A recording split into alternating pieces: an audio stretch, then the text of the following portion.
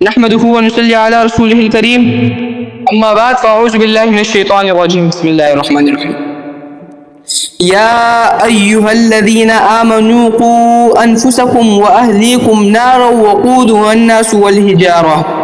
عليها ملائكة غلاظ شداد لا يعصون الله ما أمرهم ويفعلون ما يؤمرون۔ علامہ نودی رحمۃ اللہ علیہ نے آگے اس کتاب ریاض الصالحین میں ایک نیا باب قائم فرمایا ہے، جس کے ذریعے یہ بیان کرنا مقصود ہے کہ انسان کے ذمے صرف خود اپنی اصلاح ہی واجب نہیں ہے، بلکہ اپنے گھر والوں، اپنے بیوی بچوں اور اپنے ماتحت جتنے بھی افراد ہیں ان کی اصلاح کرنا، ان کو دین کی طرف لانے کی کوشش کرنا، ان کو فرائض و واجبات کی ادائیگی کی تاکید کرنا اور گناہوں سے اجتناب کی تاکید کرنا بھی انسان کے ذمہ فرض ہے۔ اس مقصد کے تحت یہ باب قائم فرمایا ہے اور اس میں کچھ آیات قرآنی اور کچھ احادیث نبوی نقل کی ہیں۔ یہ آیات جو ابھی میں نے آپ کے سامنے تلاوت کی، یہ در حقیقت اس باب کا بنیادی عنوان ہے۔ اس آیات میں اللہ تعالیٰ نے تمام مسلمانوں کو خطاب کرتے ہوئے فرمایا یا ایھا الذین آمنوا، یعنی اے ایمان والو۔ آپ نے دیکھا ہوگا کہ قرآن کریم میں اللہ تعالیٰ نے مسلمانوں سے خطاب کرنے کے لیے جگہ جگہ یا ایھا الذین آمنوا کے الفاظ استعمال فرمائے ہیں۔ ہمارے حضرت ڈاکٹر عبدالحی صاحب رحمۃ اللہ علیہ فرمایا کرتے تھے یا ایھا الذین آمنوا کا عنوان اللہ تعالیٰ مسلمانوں سے خطاب کرتے ہوئے استعمال فرماتے ہیں۔ یہ بڑا پیارا عنوان ہے، یعنی اے ایمان والو، اے لوگوں جو ایمان لائے۔ اس خطاب میں بڑا پیار ہے، اس لیے کہ خطاب کا ایک طریقہ یہ ہے کہ مخاطب کا نام لے کر خطاب کیا جائے، اے فلاں، اور خطاب کا دوسرا طریقہ یہ ہوتا ہے کہ مخاطب کو اس رشتے کا حوالہ دے کر خطاب کیا جائے جو خطاب کرنے والے کا اس سے قائم ہے۔ مثلاً ایک باپ اپنے بیٹے کو بلائے تو اس کا ایک طریقہ تو یہ ہے کہ اس بیٹے کا نام لے کر اس کو پکارے کہ اے فلاں، اور دوسرا طریقہ یہ ہے کہ اس کو بیٹا کہہ کر پکارے کہ اے بیٹے۔ ظاہر ہے کہ بیٹا کہہ کر پکارنے میں جو پیار، جو شفقت اور جو محبت ہے، اور سننے کے لیے اس میں جو لطف ہے، وہ پیار اور لطف نام لے کر پکارنے میں نہیں ہے۔ یہ آیات جو میں نے آپ کے سامنے بھی تلاوت فرمائی ہے، اس میں اللہ تعالیٰ فرما رہے ہیں اے ایمان والو، اپنے آپ کو اور اپنے گھر والوں کو بھی آگ سے بچاؤ۔ وہ آگ کیسی ہے؟ آگے اس آگ کی صفت بیان کی کہ اس آگ کا ایندھن لکڑیاں اور کوئلے نہیں ہے، بلکہ اس آگ کا ایندھن انسان اور پتھر ہوں گے، اور اس آگ کے اوپر اللہ تعالیٰ کی طرف سے ایسے فرشتے مقرر ہیں جو بڑے غیظ اور تنخو ہیں، سخت مزاج ہیں، اور اللہ تعالیٰ ان کو جس بات کا حکم دیتے ہیں وہ اس حکم کی کبھی نافرمانی نہیں کرتے، اور وہی کام کرتے ہیں جس کا انہیں حکم دیا جاتا ہے۔ اس آیات میں اللہ تعالیٰ نے یہ فرمایا کہ بات صرف یہاں تک ختم نہیں ہوتی کہ بس اپنے آپ کو آگ سے بچا کر بیٹھ جاؤ اور اس سے مطمئن ہو جاؤ کہ بس میرا کام ہو گیا، بلکہ اپنے اہل عیاں کو بھی آگ سے بچانا ضروری ہے۔ آج یہ منظر بکثرت نظر آتا ہے کہ آدمی اپنی ذات میں بڑا دیندار ہے، نماز اور تہجد کا اہتمام کرتا ہے، صف اول میں حاضر ہو رہا ہے، روزے رکھ رہا ہے، زکوٰۃ ادا کر رہا ہے، اللہ کے راستے میں مال خرچ کر رہا ہے، اور جتنے اموار نوائی ہیں ان پر عمل کرنے کی کوشش کر رہا ہے، لیکن اس کے گھر کو دیکھو، اس کی اولاد کو دیکھو، بیوی بچوں کو دیکھو، تو ان میں اور اس میں زمین آسمان کا فرق ہے۔ یہ کہیں جا رہا ہے، وہ کہیں جا رہے ہیں، اس کا رخ مشرق کی طرف ہے، ان کا رخ مغرب کی طرف ہے۔ ان میں نماز کی فکر ہے، نہ فرائض دین جا کو بجا لانے کا احساس ہے، اور نہ گناہوں کو گناہ سمجھنے کی فکر ہے، بس گناہوں کے سیلاب میں بیوی بچے بہہ رہے ہیں، اور یہ صاحب اس پر مطمئن ہے کہ میں صف اول میں حاضر ہوتا ہوں اور باجماعت نماز ادا کرتا ہوں۔ خوب سمجھ لیں، جب اپنے گھر والوں کو آگ سے بچانے کی فکر نہ ہو، خود انسان کی اپنی نجات نہیں ہو سکتی۔ انسان یہ کہہ کر جان نہیں بچا سکتا کہ میں تو خود اپنے عمل کا مالک تھا، اگر اولاد دوسری طرف جا رہی تھی تو میں کیا کرتا؟ اس لیے کہ ان کو بچانا بھی تمہارے فرائض میں شامل تھا۔ جب تم نے کوتاہی کی تو اب آخرت میں تم سے اس کا مواخذہ ہوگا۔ اگر اس آیات میں اللہ تعالیٰ نے فرمایا کہ اپنے آپ کو اور اپنے گھر والوں کو آگ سے بچاؤ، در حقیقت اس میں ایک شبہ کے جواب کی طرف اشارہ فرمایا، جو شبہ عام طور پر ہمارے دلوں میں پیدا ہوتا ہے۔ وہ شبہ یہ ہے کہ آج جب لوگوں سے یہ کہا جاتا ہے کہ اپنی اولاد کو بھی دین کی تعلیم دو، کچھ دین کی باتیں ان کو سکھاؤ، ان کو دین کی طرف لاؤ، گناہوں سے بچانے کی فکر کرو، تو اس کے جواب میں عام طور پر بکثرت لوگ یہ کہتے ہیں کہ ہم نے اولاد کو دین کی طرف لانے کی بڑی کوشش کی، مگر کیا کریں کہ ماحول اور معاشرہ اتنا خراب ہے کہ بیوی بچوں کو بہت سمجھایا مگر وہ مانتے نہیں، اور زمانے کی خرابی سے متاثر ہو کر انہوں نے دوسرا راستہ اختیار کر لیا ہے اور اس راستے پر جا رہے ہیں اور راستہ بدلنے کے لیے تیار نہیں ہیں۔ اب ان کا عمل ان کے ساتھ ہے، ہمارا عمل ہمارے ساتھ ہے، اب ہم کیا کریں؟ اور دلیل میں یہ پیش کرتے ہیں کہ حضرت نوح علیہ السلام کا بیٹا تو آخرکار کافر رہا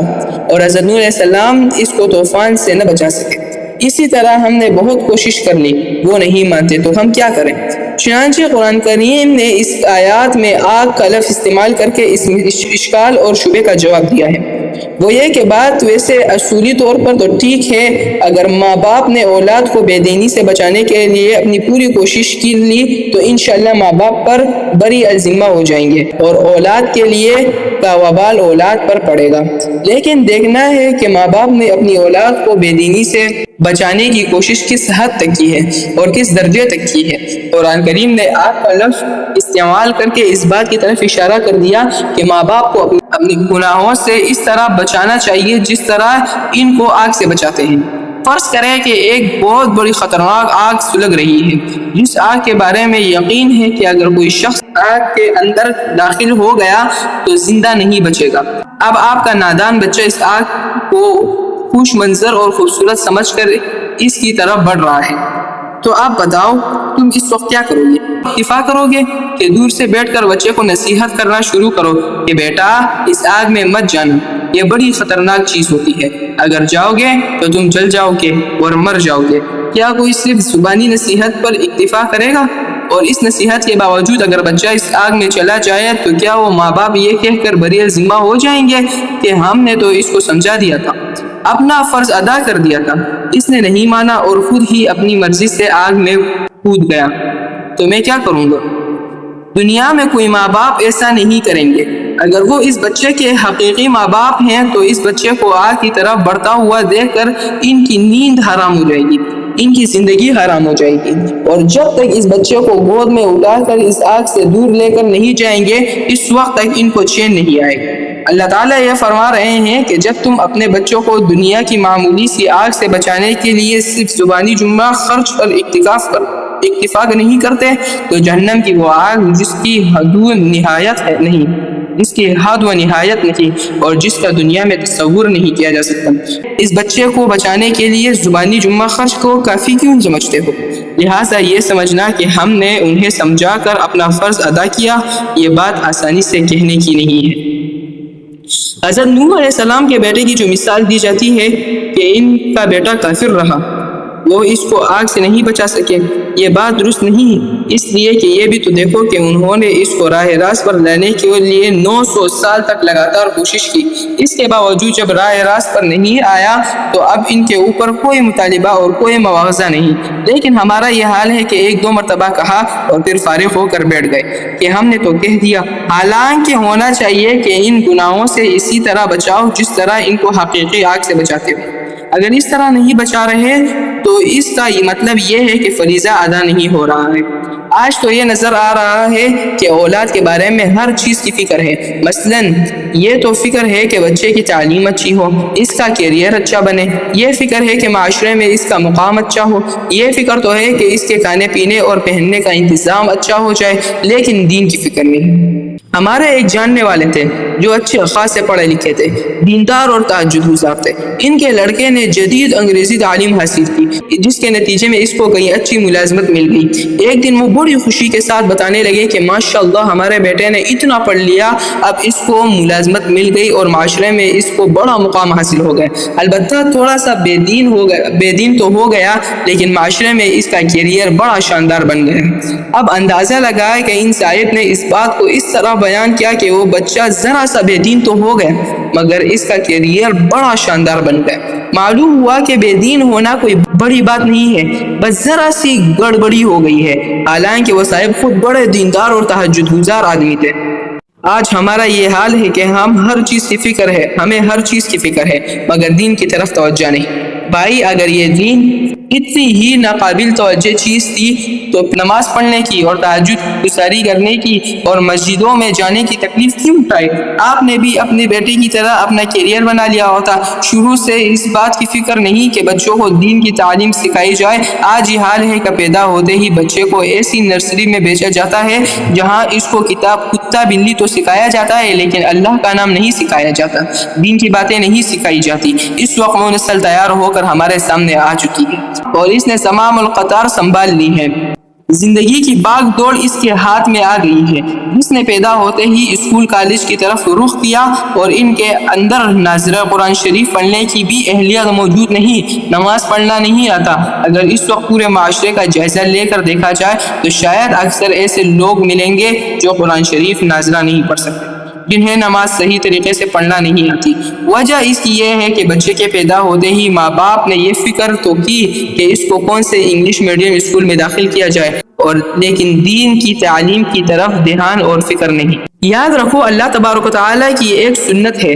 جو حدیث شریف میں بیان کی گئی ہے کہ جو شخص کسی مخلوق کو راضی کرنے کے لیے اللہ کو ناراض کرے تو اللہ تعالیٰ اسی مخلوق کو اس پر مستلف فرما دیتے ہیں۔ مثلا ایک شخص نے ایک مخلوق کو راضی کرنے کے لیے گناہ کیا، گناہ کر کے اللہ تعالیٰ کو ناراض کیا تو بالآخر اللہ تعالیٰ اسی مخلوق کو اس پر مستلط فرما دیتے ہیں۔ تجربہ کر کے دیکھو، آج ہماری صورتحال یہ ہے کہ اپنی اولاد اور اپنے بچوں کو راضی کرنے کی خاطر یہ سوچتے ہیں کہ ان کا کیریئر اچھا ہو جائے، ان کی آمدنی اچھی ہو جائے اور معاشرے میں ان کا ایک مقام بن جائے۔ ان تمام کاموں کی وجہ سے ان کو دین نہ سکھایا اور دین نہ سکھا کر اللہ تعالیٰ کو ناراض کیا۔ اس کا نتیجہ یہ ہوا کہ وہی اولاد جس کو راضی کرنے کی فکر تھی وہی اولاد ماں باپ کے سر پر مستلط ہو جاتی ہے۔ آج آپ خود معاشرے کے اندر دیکھ لیں کہ کس طرح اولاد اپنے ماں باپ کی نافرمانی کر رہے ہیں اور ماں باپ کے لیے عذاب بنی ہوئی ہے۔ وجہ اس کی یہ ہے کہ ماں باپ نے ان کو صرف اس لیے بے دینی کے ماحول میں بھیج دیا تاکہ ان کو اچھا کھانا پینا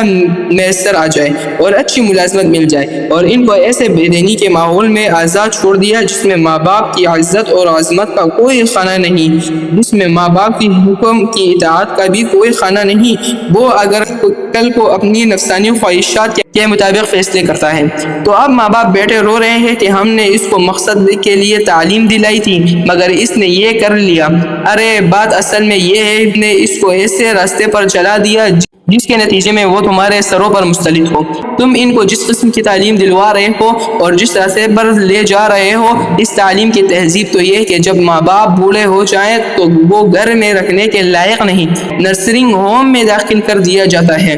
اور پھر صاحبزادے پلٹ کر بھی نہیں دیکھتے کہ وہاں ماں باپ کس حال میں ہے اور کس چیز کی ان کی ضرورت ہے۔ مغربی ممالکوں کے بارے میں ایسے واقعات بہت سنتے ہیں۔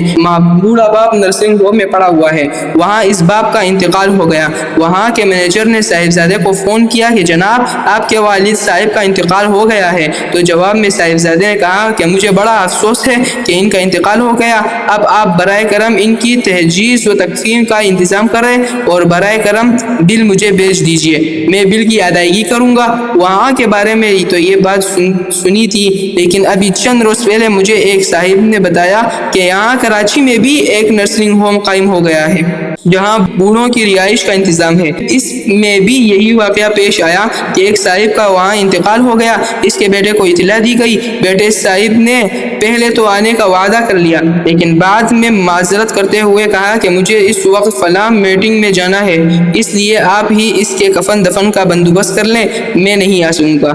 یہ وہ اولاد ہے جس کو راضی کرنے کی خاطر تم نے خدا کو ناراض کیا، اس لیے وہ اب تمہارے اوپر مستلط کر دی گئی۔ جیسا کہ حدیث میں صراحت موجود ہے کہ جس مخلوق کو راضی کرنے کے لیے خدا کو ناراض کرو گے اللہ تعالیٰ اسی مخلوق کو تمہارے اوپر مستلط کرے گی۔ اللہ تعالیٰ ہم سب کو ان باتوں پر عمل کرنے کی توفیق عطا فرمائے۔ وآخر الدعوانا الحمد للہ رب العالمین۔